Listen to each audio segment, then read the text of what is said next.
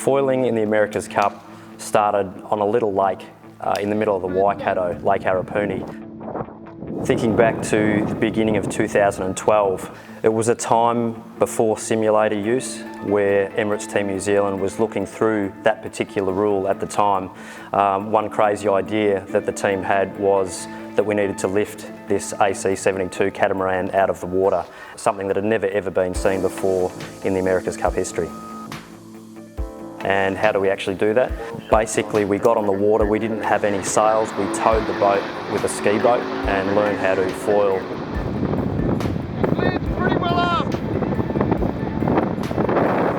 I remember the first day we towed the Waka. We had a few of the sailing team there, a few of the design team there. Everyone was quite eager to see how this pretty agricultural platform, if you like, was going to perform.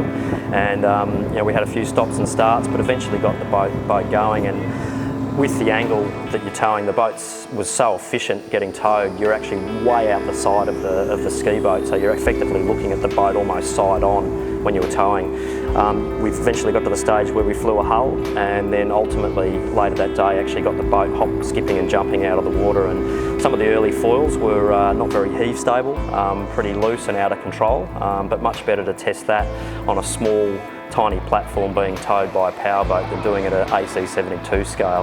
And after a couple of weeks of tuning and dialing in, and then some more foils built over the next couple of months, we eventually got to the stage where we could actually tow the boat and it would pop out of the water and fly stably.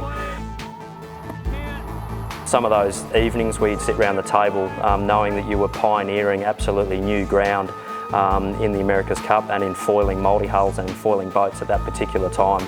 It was a pretty special feeling sitting there with the boys and the designers and the sailing team, really knowing that you had actually and were part of such a special period of America's Cup history in the making.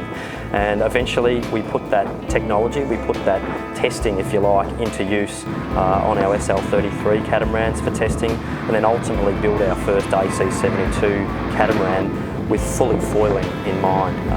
We knew that we could do it, and we knew that we had to push hard and push big, because ultimately we could see as a group that foiling was absolutely the future of the America's Cup.